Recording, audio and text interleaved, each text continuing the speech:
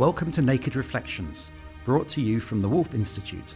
I'm Ed Kessler, and each week I'll be taking an in-depth look at the stories reported by our friends over at the Naked Scientists.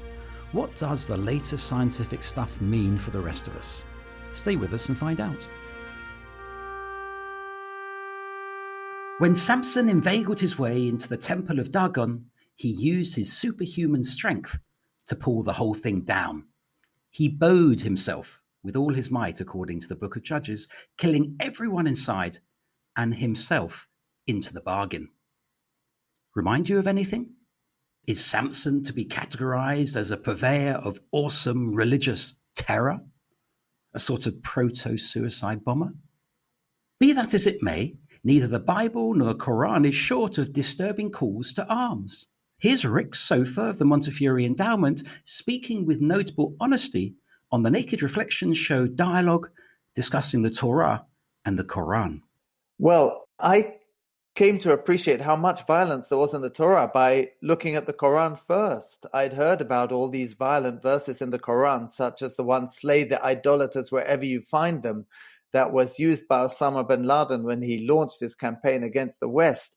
But I then went to the Torah and found verses which were much more violent. There's one where Moses, after he's seen the children of Israel misbehaving with idolatry at the golden calf episode, he takes everybody, he says, everyone who's on the Lord's side, stand with me.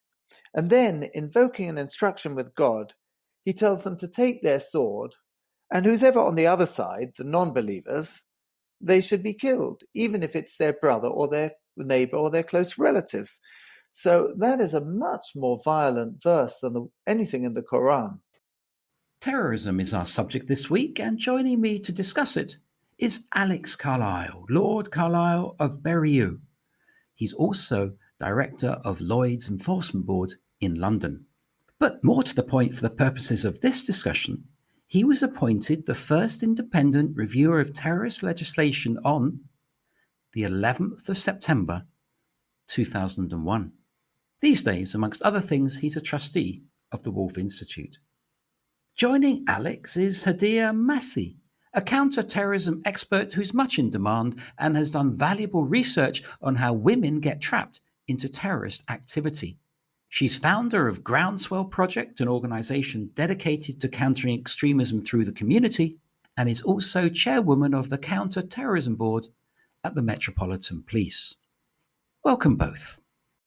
Alex, since we can all easily find and read violent texts in the Bible, the Quran, and the sacred scriptures of nearly every religion, couldn't these be construed as the roots of terrorism? Well, I'm an enthusiast, amongst other things, Ed, of Greek mythology.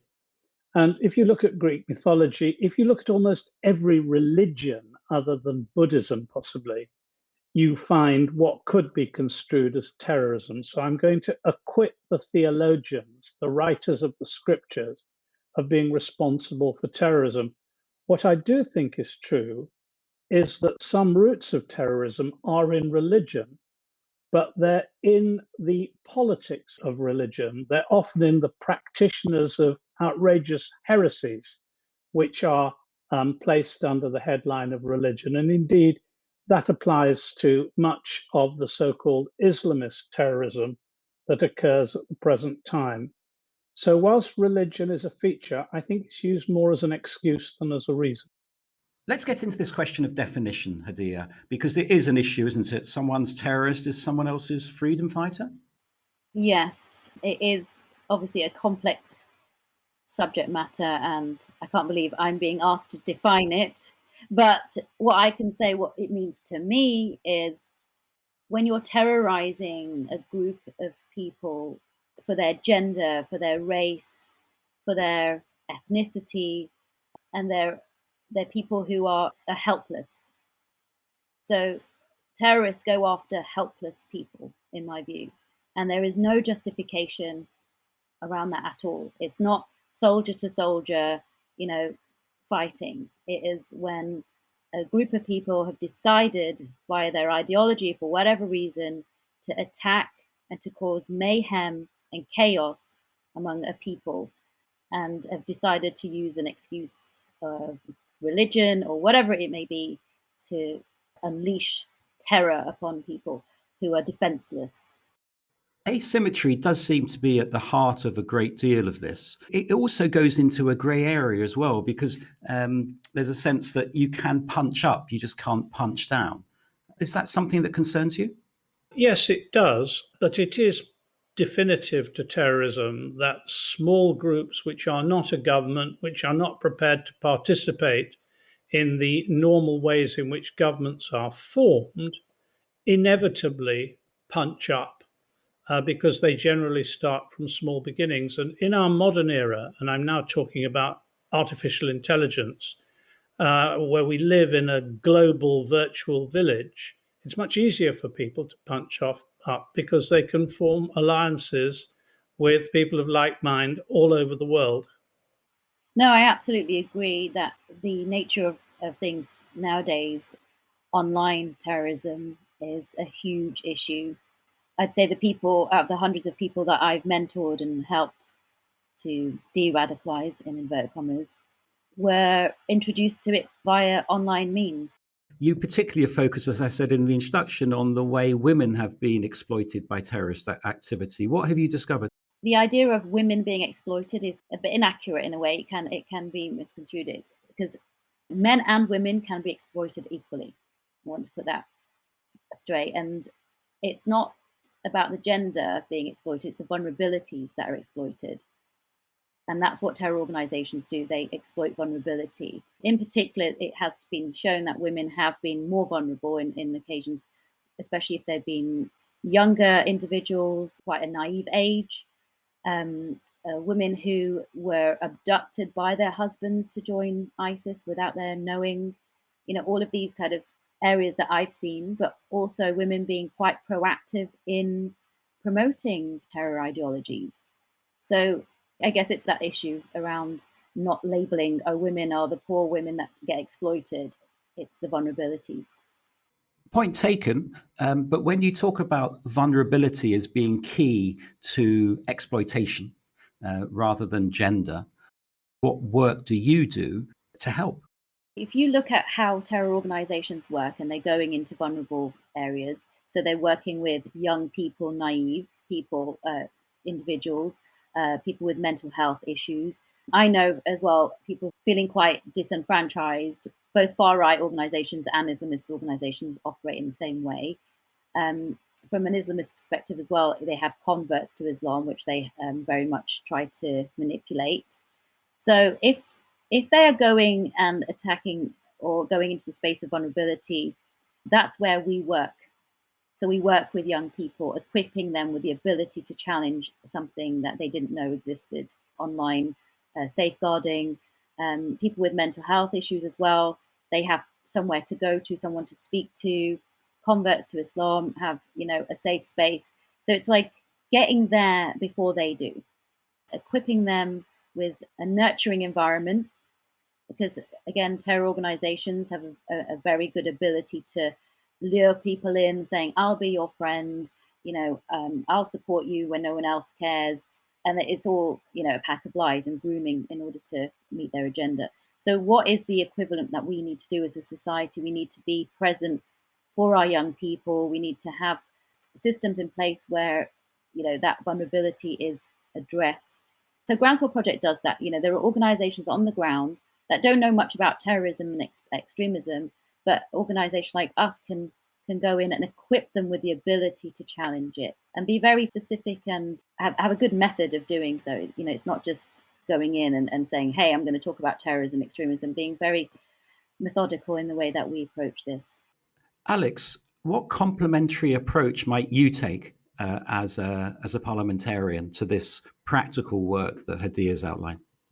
Can I go back a stage and say that I don't think there's any neurological evidence that women are less exploitable than men.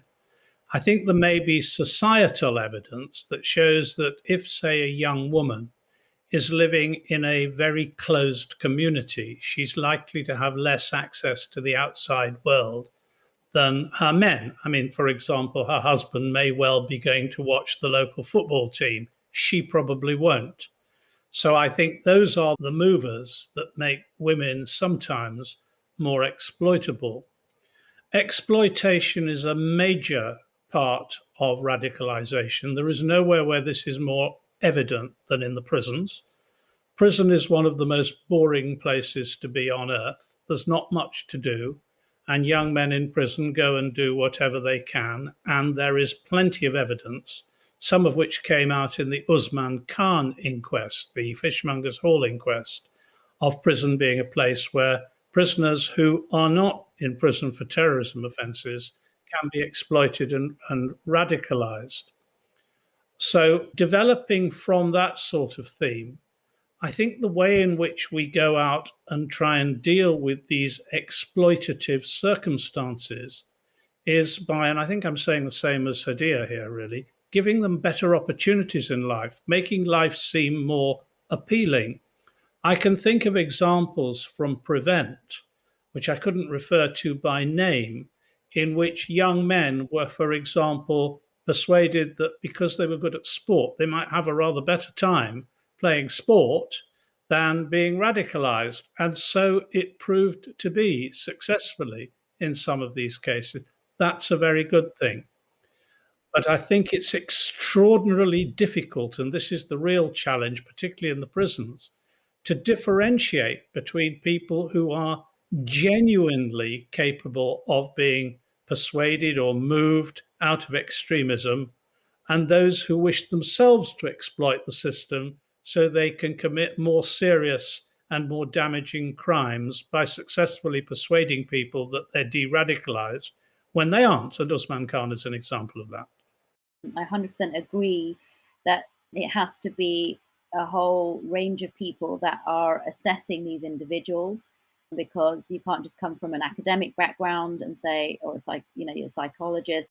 In my view, the most important people to have around to do this assessment are those people who have been formers and know those subtleties that no one else will be able to pick up. No academic, no textbook's going to teach you that.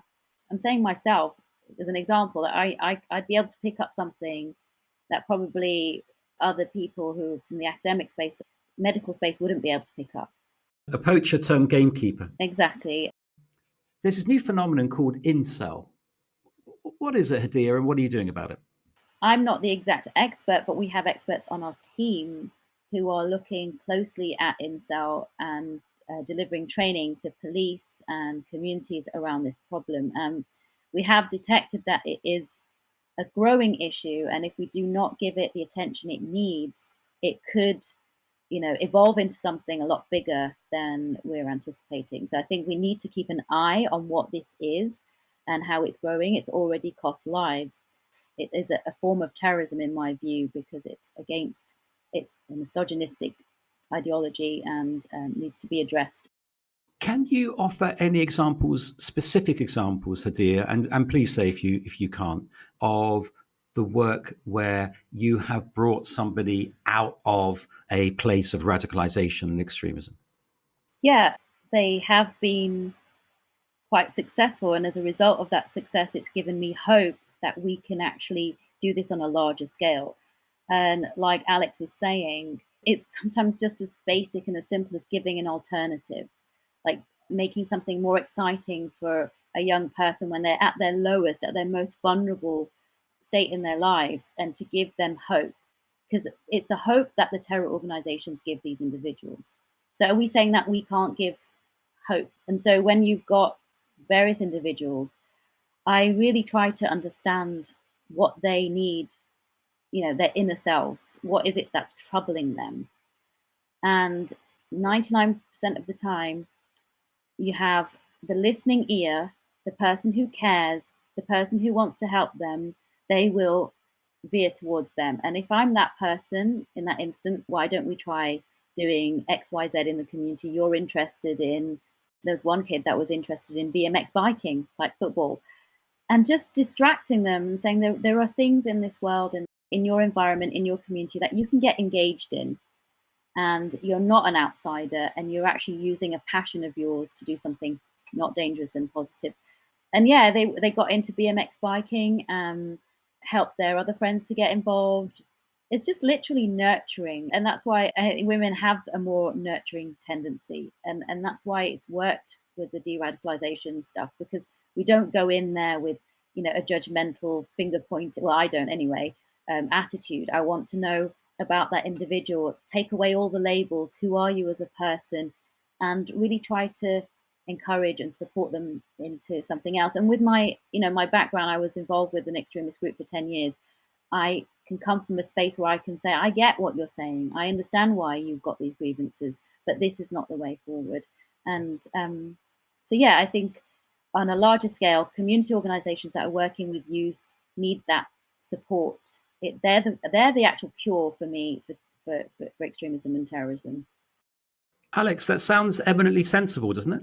It is very sensible, and it makes me want to add this point, that I think the role of women in the de-radicalization of the menfolk, particularly in their families, could not be more important. Muslim communities haven't always been very good at giving women the opportunity to be leaders in their communities. Indeed, it's often the case that neither women nor younger men, however brilliant, become the leaders in those communities.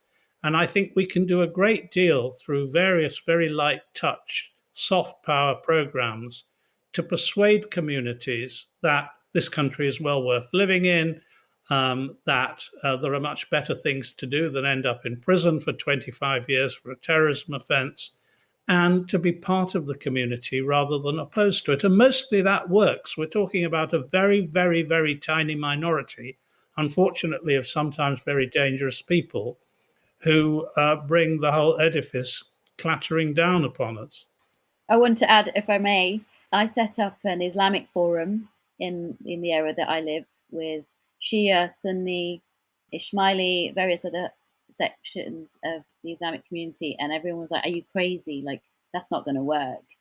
But I was like, "No, I'm doing this with no agenda apart from just to bring these people together.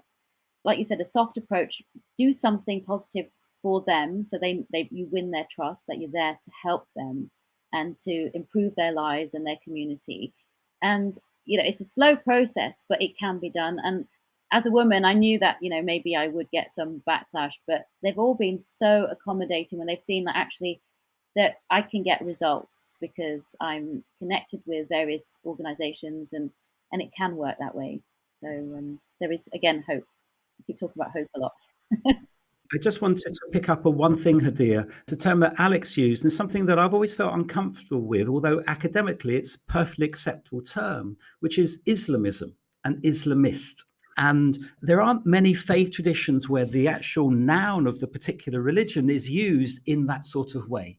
There's not a Christianist or a Judaist. Do you see what I mean? But yet it's a term that's part of daily speech, or a speech about this sort of thing. But it's problematic because, in my view, it associates the whole faith with extremism. I wonder if you could comment on that. Yes, as chair of the Counterterrorism Advisory Board, I've tried to change the term that we use, and it should be Al-Qaeda inspired or ISIS inspired, like call it what it is, so that you don't use an entire religion and brand, you know, the entire religion with terrorism. Let's take a break. This is Naked Reflections with me, Ed Kessler. I'm discussing terrorism with Alex Carlisle and Hadia Massi. Do you remember it was about 10 years ago when any bottle, shampoo, shower gel, Coca-Cola, became a problem when you checked in at the airport? It was because someone had figured out that explosives could be effectively hidden in them, mixed in with the liquids. Practical science came to the rescue. Speaking on the Naked Scientist podcast, Exploding Explosives, Pavel Matuszek described the technique of Raman spectroscopy developed at the Rutherford Laboratory to check out if liquids were safe. If we have a mixture, you would see the content of a solvent and solute very clearly. So that's what we are doing. And we are comparing those fingerprints against the library, which holds prohibited substances, which could be explosives. And if explosive is found, we sound an alarm. The unique feature of this technique is that we reach extremely low false alarm rates. Well, it beats sniffer dogs. I'd like to move on to the question of state terrorism. Alex, you've worked with, like Hadia, with countries around the world. What strategies have you applied? Well, I don't believe that there is such a thing as state terrorism, because that is symmetrical. And once a state starts sponsoring terrorism, then that in reality is an act of war and needs to be dealt with through normal international channels. So that if, for example, a new government in Afghanistan, even if recognized as inevitably it will be, starts to take part in the sponsoring of terrorism around the world, then that government will be a legitimate target for very severe sanctions and for some acts of warlike violence, particularly in the modern era, the use of very powerful drones and the like. Hadia, you have some experience in this area.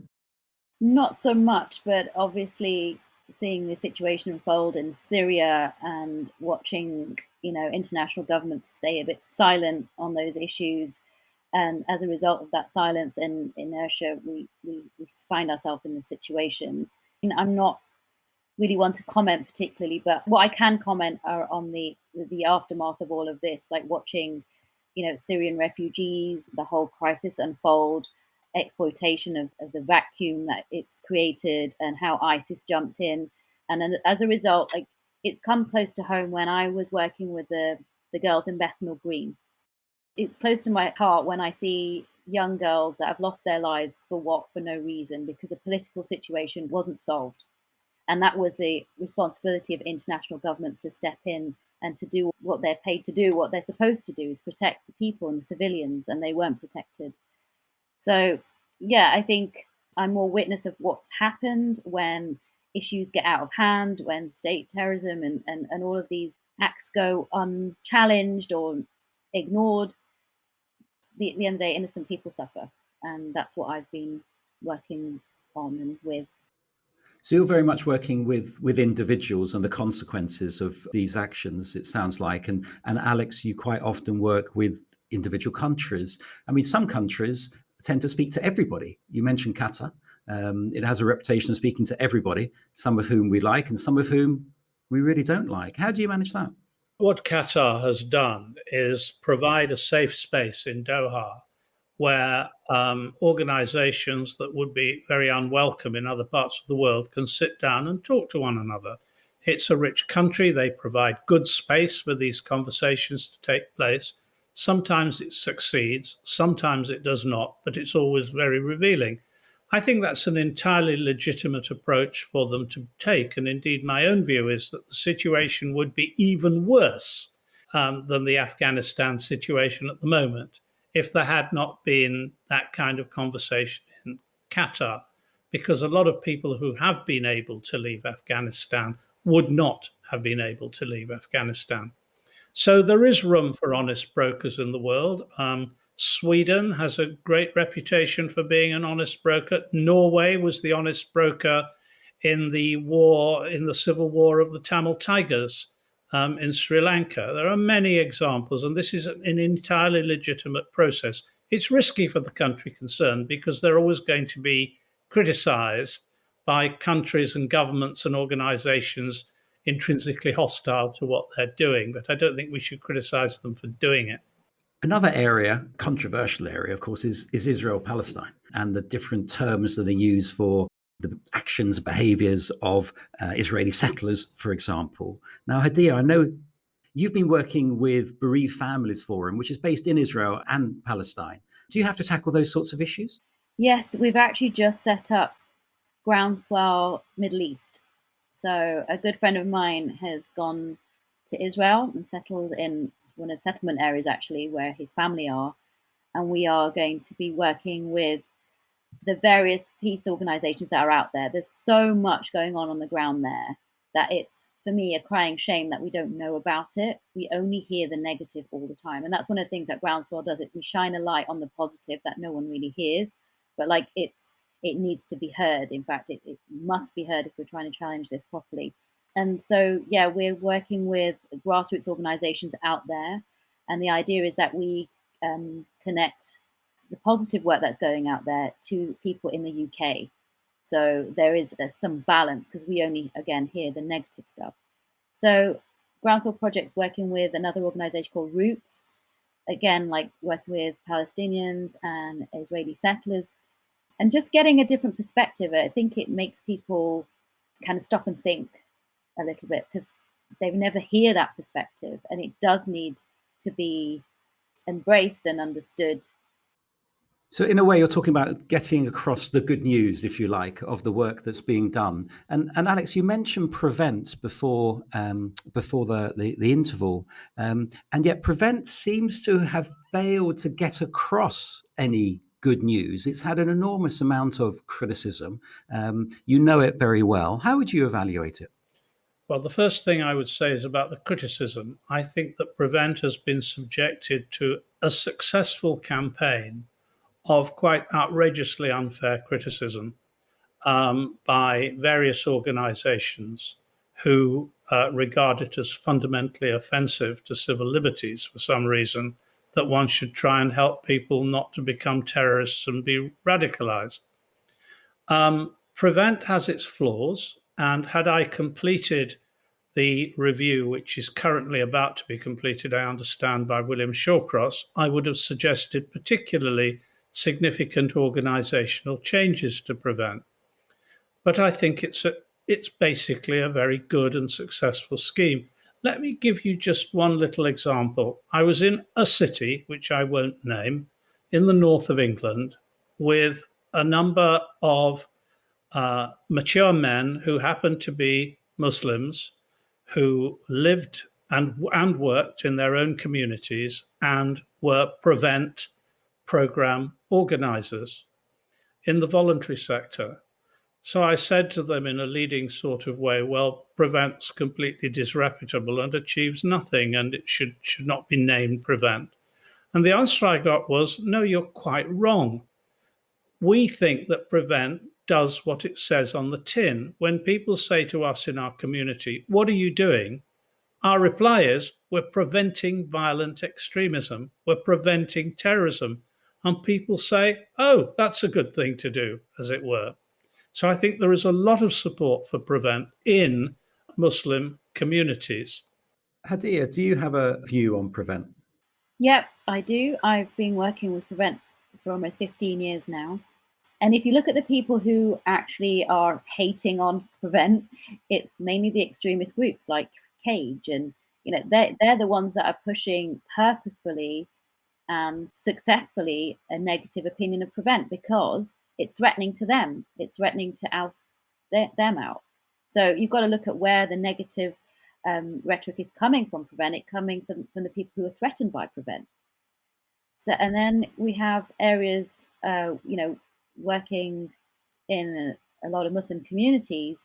There is this fear in them that, look, at one side, I do not want my child going to join a terrorist organization or extremist organization, but then I don't want to tarnish my community either. So they feel this kind of stuck between a rock and a hard place in that sense. They want the help, but they don't want the stigma. How do you sensitively approach that issue? And you're like, look, we can work together on this. No one's going to point any fingers. These kids, again, I keep going back to, it's harrowing for me to know that those girls are dead in ISIS. That's the ultimate thing that we're trying to prevent, and massive acts of terror as well. But the Muslim community do want help. They do want to protect their children, and they are interested. They just don't want the stigma. But done sensitively, we can work together and resolve those issues. And like you said, we're doing a good thing. We want to prevent terror in all forms. And that's with the far right stuff as well. Like young boys are massively going down that route too. So it's not up to one community to solve this problem. If you kind of open it up like it's a whole society's issue, the stigma then disappears as well. So it's like we're all in it together. We need to challenge this, collectively. It's not just Muslims that are cause of this. It's a lot of factors. And we are getting to a space where we are advancing in the understanding of Prevent as well. It's not like way back where it's just against Muslims. It's become a lot broader, and people are starting to get it and appreciate the education from it too. And I know if I wasn't part of Prevent, I wouldn't have been able to help people come away from extremism. So thanks to Prevent, I was able to do that. Well, that's all we've got time for this week. Thanks to my guests, Alex Carlisle and Hadia Masih.